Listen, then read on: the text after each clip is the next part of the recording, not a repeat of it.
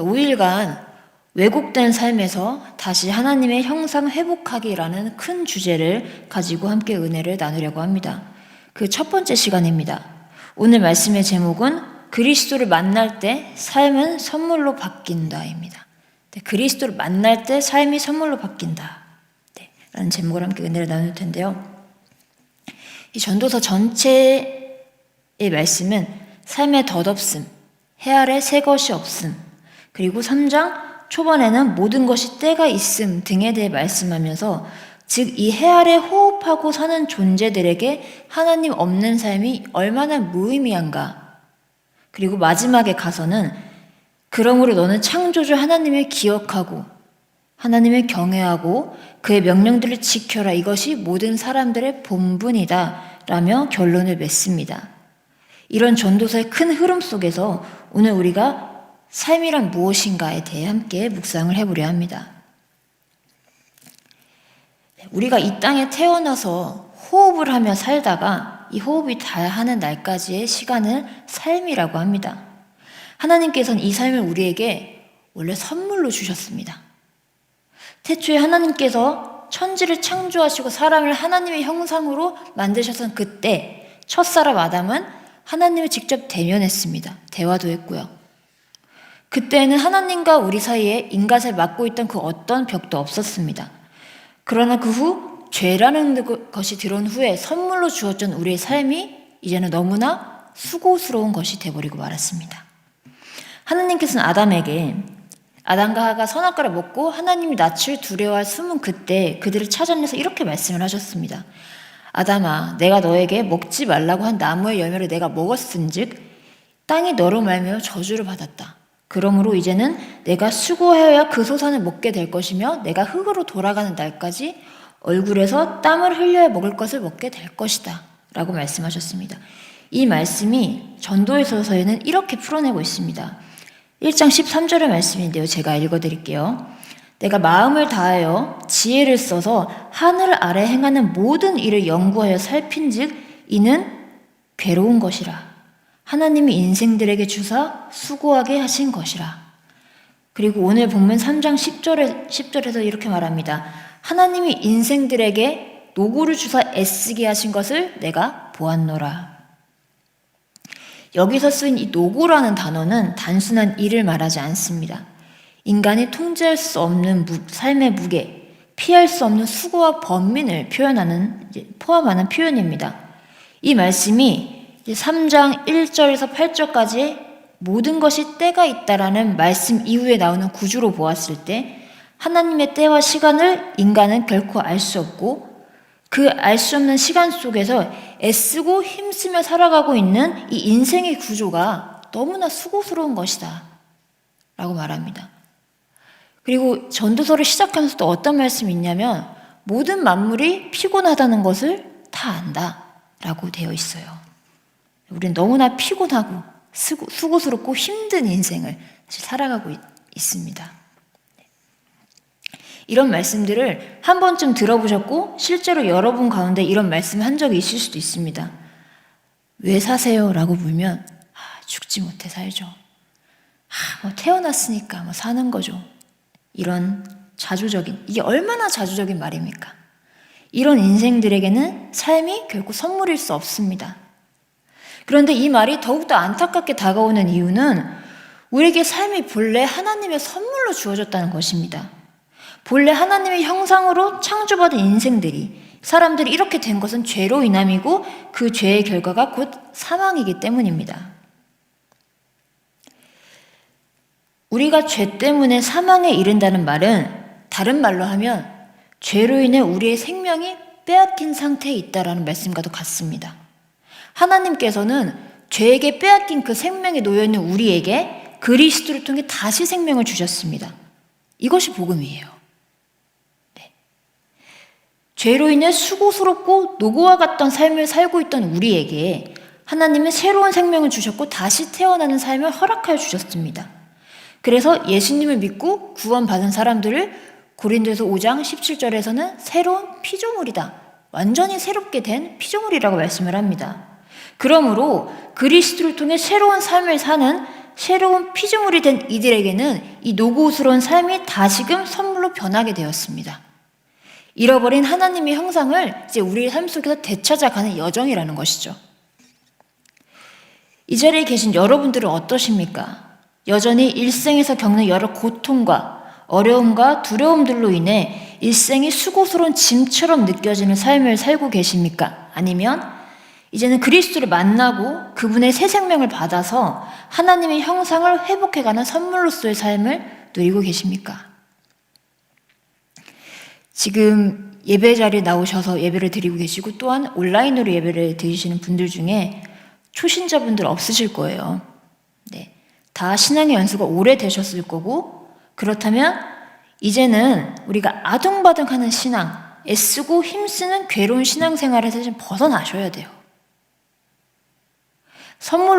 우리에게 선물로 주어진 이 삶이 하나님의 형상으로 회복되어가는 것을 누리는 기쁨이 이제는 우리 삶에 충만해야 합니다. 이제는 그럴 때가 되었습니다.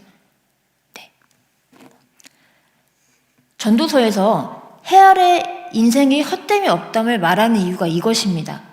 너는 죄인이야, 소망이 없어를 말하기 위함이 아니라 우리의 삶의 문제를 진단하고 우리 상태를 진단하고 그 답을 주려는 것이죠.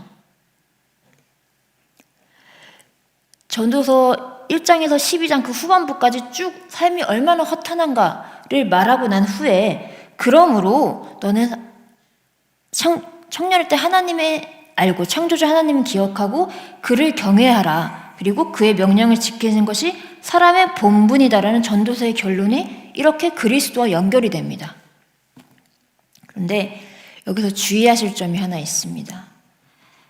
하나님을 경외하고 그의 명령들을 지키는 것이라고 하면 또 이제 우리 성도분 딱 막 힘을 주세요.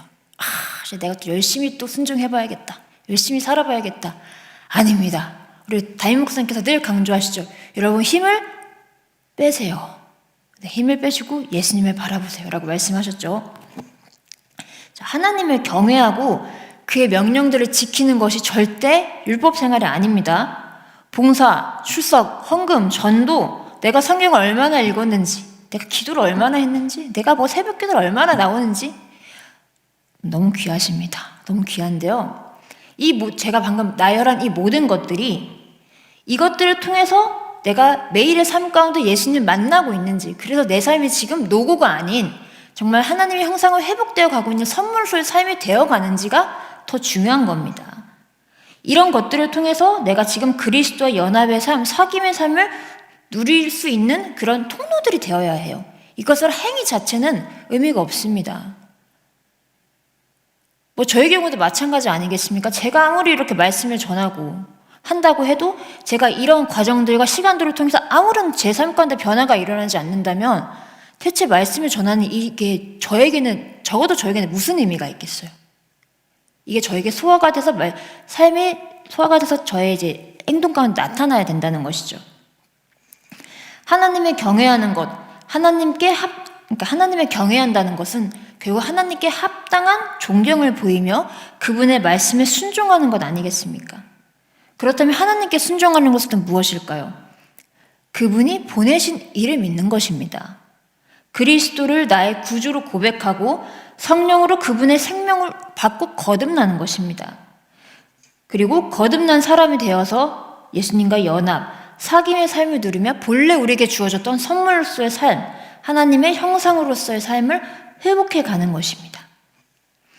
이 삶이 단번에 일어나는 것이 아니라 거듭난 이후에 조금씩 사귐과 연합을 이루면서 우리의 삶 가운데 점진적으로 이루어지게 됩니다.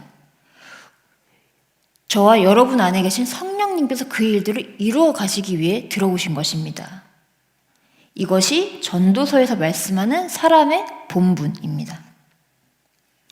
그럼에도 여전히 우리의 마음과 생각이 세상에 머물러 있다면 그 영원한 생명을 가지고도 우리는 하나님의 형상을 여전히 회복하지 못한 채 삶을 수고스러운 노고로 살아가는 안타까운 일이 발생하게 됩니다.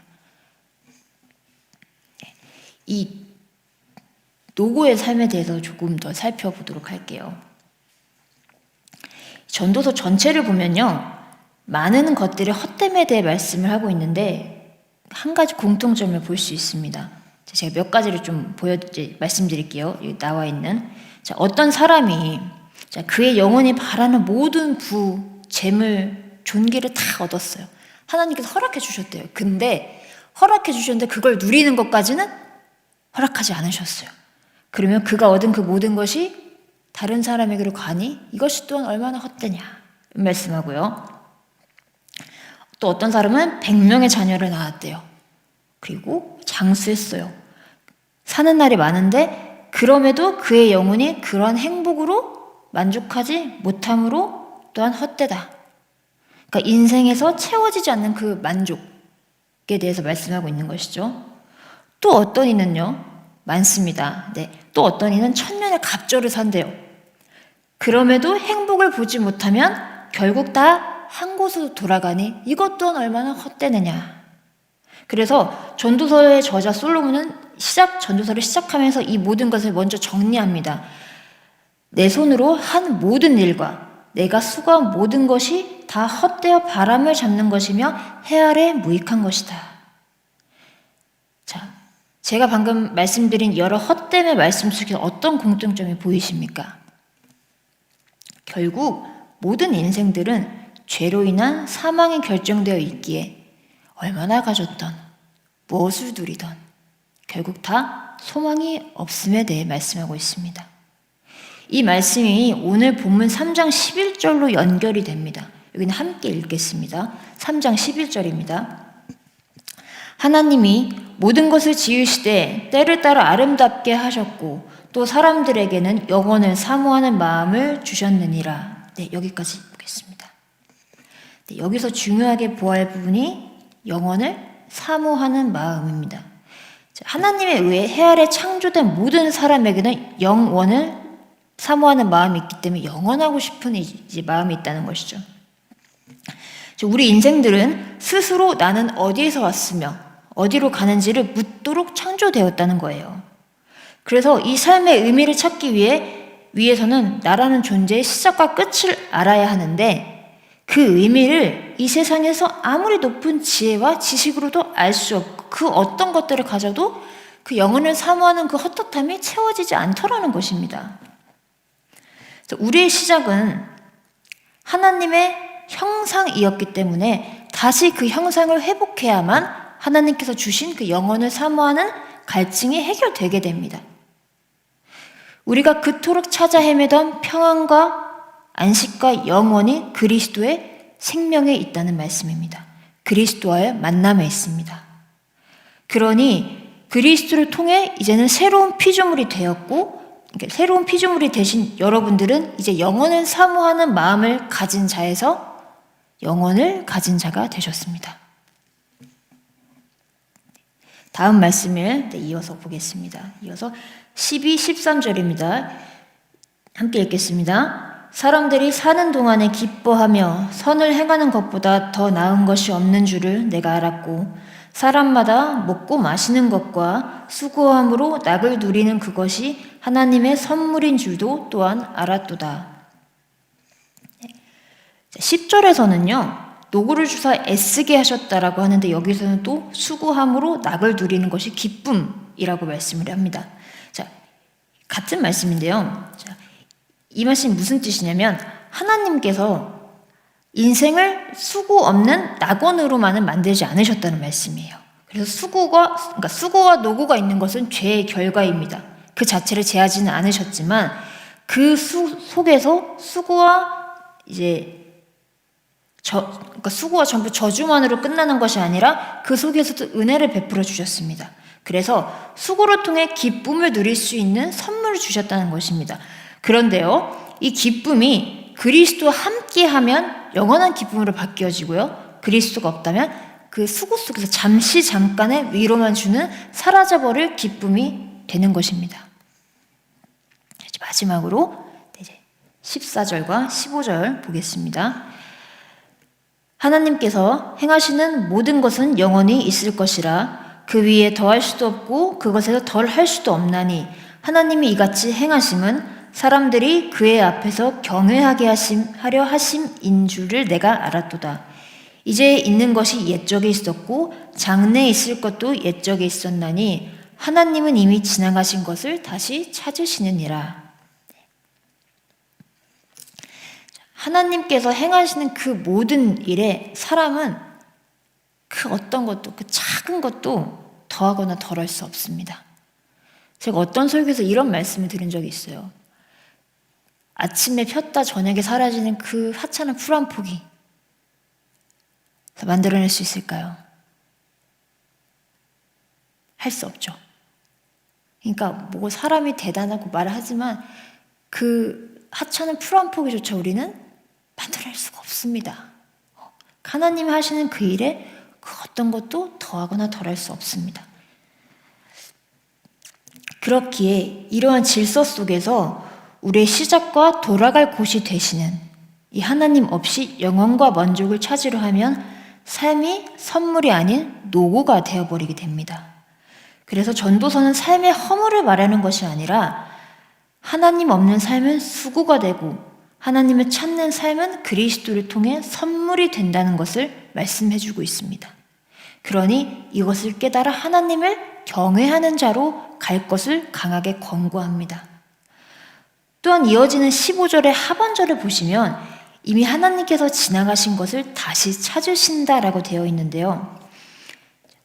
하나님 없이 수고스러운 삶을 살았던 사람이던 하나님을 알고 그리스도를 통해 선물로서의 삶을 살았던 사람이던 그 시간이 하나님 앞에서 사라지지 않더라. 다 기억된다라는 것이죠. 그러므로 성도 여러분, 지나간 것을 다시 찾으시는 하나님 앞에서 우리의 이 짧다면 짧고 길다면 긴 이 삶이 선악간의 심판대 앞에 반드시 설 것임을 늘 기억하며 사시기를 부탁드립니다. 우리에게 삶은 선물이고 유일한 것입니다. 그리고 영혼을 준비하는 시간이기도 합니다. 이 반복되어지는 삶 속에서 우리의 한계를 느낄 때 주저앉지 마시고 그 한계를 뛰어넘으시는 하나님을 바라보시기를 바랍니다. 우리에게 허락된 이 찰나의 삶이 더 이상 수고스럽고 눈물 나는 노고가 아닌 그리스도와의 연합과 사귐을 통하여 다시 원래 우리의 것이었던 그 하나님의 형상을 회복해가는 선물로서의 삶을 누리는 오늘 하루 그리고 앞으로의 삶이 되시기를 주님의 이름으로 간절히 기도드립니다.